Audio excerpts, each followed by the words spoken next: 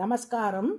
1000 நாமங்கள் 1000 கதைகள் 244வது திருநாமம் சாதவே நமக.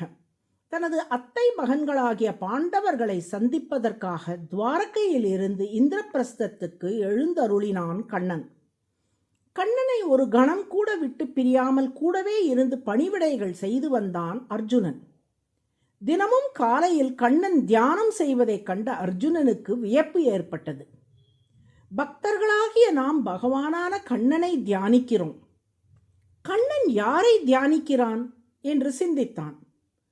தனது அண்ணனான யுதிஷ்டிரனிடம் தனது ஐயத்தை வெளிப்படுத்தினான் அர்ஜுனன். அர்ஜுனா, நாம் எல்லோரும் நமக்கு ஆத்மாவான கண்ணனை தியானிக்கிறோம். கண்ணனுக்கு யார் ஆத்மாவாக உள்ளார்களோ அவர்களை கண்ணன் தியானிக்கிறான் என்று சொன்னார் யுதிஷ்டிரர். அவர் சொன்னதன் பொருள் அர்ஜுனனுக்கு புரியவில்லை.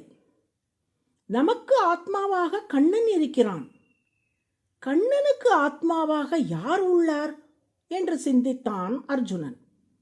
அடுத்த நாள் காலை கண்ணன் தியானிக்க செல்லும் போது அவனை தடுத்த அர்ஜுனன், கண்ணா, நீயே பரமாத்மா, நீ யாரை தியானிக்கிறாய் என்று கேட்டான். ஒரு நீண்ட பட்டியல் உள்ளது, தியானத்தை முடித்துவிட்டு வந்து சொல்லுகிறேன் என்றான் கண்ணன். அப்படியானால் எத்தனை பேரை நீ தியானிக்கிறாய் என்று கேட்டான் அர்ஜுன். அர்ஜுனா, நான் தினமும் காலையில் 14 பேரை தியானிக்கிறேன். தியானித்து விட்டு வந்து பெயர்களை சொல்கிறேன். அந்த பட்டியலில் உன் பெயரும் உள்ளது என்றான் கண்ணன். கண்ணன் தியானம் செய்யும் வரை அர்ஜுனன் அறைக்கு வெளியே காத்திருந்தான். கண்ணன் வெளியே வந்தவுடன் அந்த 14 பேர் பட்டியலை சொல்கிறாயா கண்ணா என்று கேட்டான். பிரகல்லாத, நாரத, பராசர, புண்டரீக, வியாச, அம்பரீஷ, சுக, சௌனக, பீஷ்ம, தால்யபான், ருக்மாங்கத, அர்ஜுன, வசிஷ்ட, விபீஷணாதீன் என்று விடையளித்தான் கண்ணன். எனது மிக சிறந்த பக்தர்களாகிய 14 பேரையும் தான் தினமும் தியானிக்கிறேன். அந்த பக்தர்களுக்கு என்ன நன்மை செய்யலாம் என்று சிந்தித்து அருள் புரிந்து விட்டுத்தான் எனது மற்ற வேலைகளுக்கு செல்வேன் என்றான் கண்ணன். ஹிரண்யனின் மகனாக பிறந்து தலை சிறந்த பக்தனாக விளங்கிய பக்த பிரகல்லாதன், தேவரிஷியான நாரதர், வியாசரின் தந்தையான பராசர முனிவர், புண்டரீகர் என்னும் முனிவர், வேதவியாசர், இஷ்வாக்கு குலத்தில் பிறந்தவனும் ஏகாதசி விரதத்தை முறைப்படி அனுஷ்டித்தவனுமான அம்பரீஷ மன்னன், வியாசரின் மகனும் பாகவத புராணத்தை வழங்கியவருமான சுக முனிவர், புராணங்களை பிரச்சாரம் செய்த சௌனக முனிவர், பீஷ்மர், தால்பியர் என்னும் முனிவர், ஏகாதசி விரதத்தை தவறாமல் அனுஷ்டித்த ருக்மாங்கதன் என்னும் அரசன், பாண்டவர்களுள் ஒருவரான அர்ஜுனன், வசிஷ்ட முனிவர், விபீஷணன்.